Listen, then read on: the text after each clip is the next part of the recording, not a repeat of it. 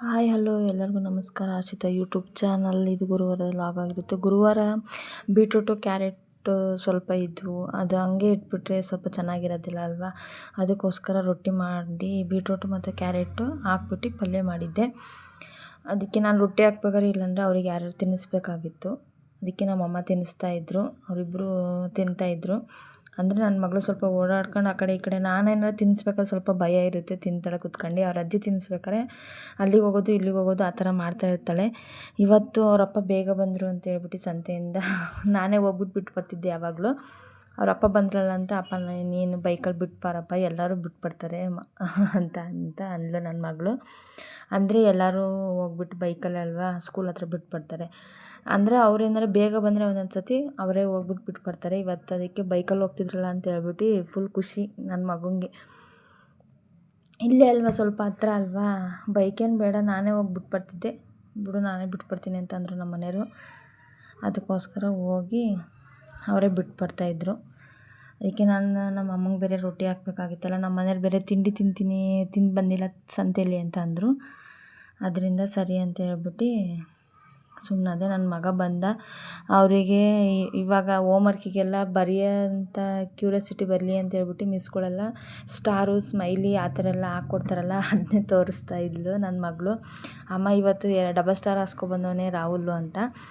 ಅಂದರೆ ಅವಳು ಸ್ವಲ್ಪ ಕಿತಾಪತಿ ಮಾಡ್ತಾಳೆ. ಅದಕ್ಕೆ ಅವನಿಗೇನೋ ಬೈದ ಅನಿಸುತ್ತೆ, ಅವನು ಅಳ್ತಾ ಇದ್ದ. ಅದಕ್ಕೆ ನನಗೆ ಮುದ್ದು ಕೊಟ್ಟ ಅಂತ ಹೇಳ್ಬಿಟ್ಟು ನನ್ನ ಮಗಳು ನನಗೆ ಕೊಟ್ಟಿಲ್ಲ ಹಂಗೆ ಹಿಂಗೆ ಅಂತ ಬರೀ ಅದೇ ಜಗಳ ನಮ್ಮ ಮನೇಲಿ. ಅವನಿಗೆ ಏನಾರು ಕೊಡೋಂಗಿಲ್ಲ, ಇವಳಿಗೆ ಬೇಜಾರಾಗುತ್ತೆ, ಇವಳಿಗೆ ಏನಾರು ಕೊಡೋಂಗಿಲ್ಲ, ಅವನಿಗೆ ಬೇಜಾರಾಗುತ್ತೆ. ಈ ಥರ ಇರುತ್ತೆ. ಅವನಿಗೆ ಹೋಮ್ವರ್ಕ್ ಬರೆಸ್ತಾ ಇದ್ದೆ ಇವತ್ತು. ಅಂದರೆ ಅವನಿಗೆ ಆ ಬರೆಯೋಕ್ಕೆ ಬರುತ್ತೆ. ಇವಾಗ ಫಸ್ಟ್ ಅಲ್ವಾ, ಅದಕ್ಕೆ ಈ ಬರೆಯೋಕ್ಕೆ ಇವಾಗ LKG ಅಲ್ವಾ.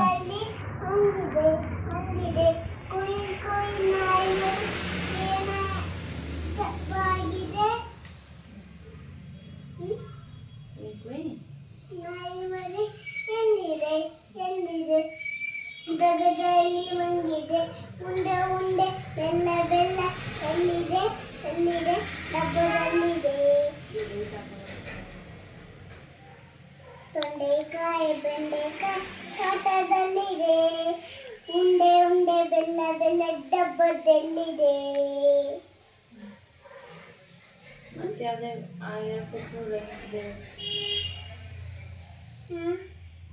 ಬೇರೆದು ಯಾವ್ದು ಹೇಳ್ಕೊಟ್ರು ರೈಮ್ಸ್?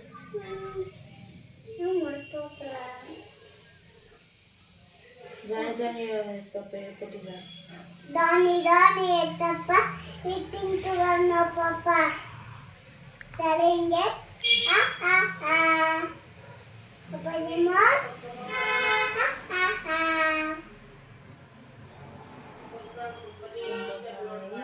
ತೊಂಡೆಕಾಯಿ ಬೆಂಡೆಕಾಯಿ ತೋಟದಲ್ಲಿದೆ, ಉಂಡೆ ಉಂಡೆ ಬೆಲ್ಲ ಬೆಲ್ಲ ಡಬ್ಬದಲ್ಲಿದೆ.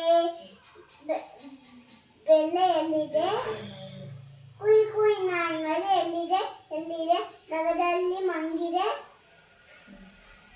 ಕುಯ್ ಕುಯ್ ನಾಯಿ ಬಳಿ ಎಲ್ಲಿದೆ ಎಲ್ಲಿದೆ ಡಗದಲ್ಲಿ ಮಂಗಿದೆ ಮಂಗಿದೆ. ಕುಯ್ ಕುಯ್ ಕುಯ್ ನಾಯಿ ಮರಿ ಏನು ತಬ್ಬ ಆಗಿದೆ, ಡಗದಲ್ಲಿ ಮಂಗಿದೆ ಮಂಗಿದೆ.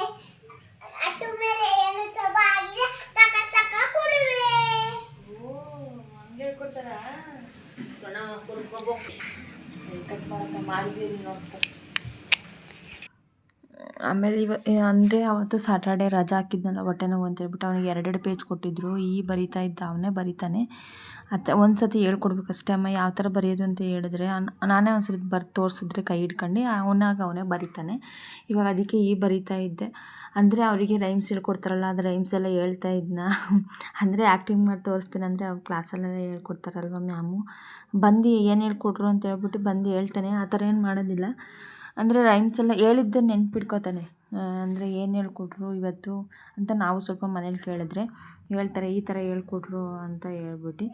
ಅಂದರೆ ಫಸ್ಟ್ ಟೈಮ್ ನನಗೂ ಗೊತ್ತಿರಲಿಲ್ಲ ಬರೀತಾನೋ ಇಲ್ವೋ ಅಂತ. ನಮ್ಮ ಮನೇಲಿ ಅದನ್ನೇ ಅಂತಿದ್ರು, ಏನು ಬರೀತಾನೋ ಇಲ್ವೋ ಅಂತ ಗೊತ್ತಿಲ್ಲ. ಮತ್ತು ಗುರುವಾರ ನಾನು ರೊಟ್ಟಿ ಮಾಡಿದ್ದೆ. ದೋಸೆ ಮಾಡಮ್ಮ ಶುಕ್ರವಾರ ಅಂತ ಹೇಳಿದ್ಲು, ದೋಸೆ ಮಾಡಿಕೊಟ್ಟೆ. ಅದು ಚಿಕ್ಕ ದೋಸೆ ಮಾಡಿಕೊಡಮ್ಮ ಅಂತ ಅಂದ್ಲ, ಅದಕ್ಕೆ ಚಿಕ್ಕ ದೋಸೆ ಮಾಡಿಕೊಟ್ಟೆ. ಇಬ್ಬರು ತಿಂತಾಯಿದ್ದಾರೆ.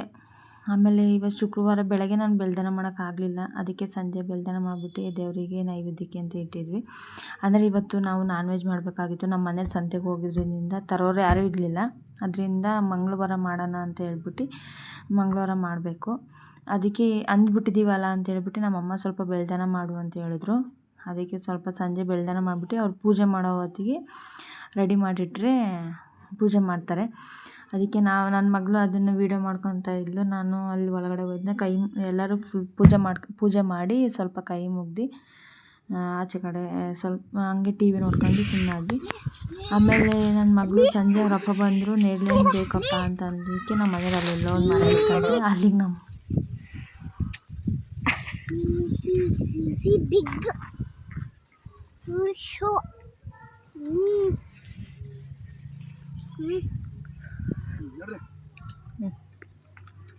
ನಾವು ಆಟ ಮಾಡ್ತಿದ್ವು ಅಂತ ಅಪ್ಪ ತರ್ತಿದ್ದು.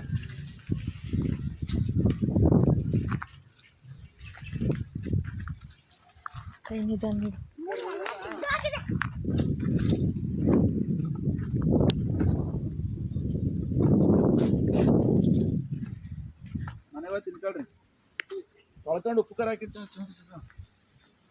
ಅಜ್ಜಿ ಕೊಡ್ರಿ.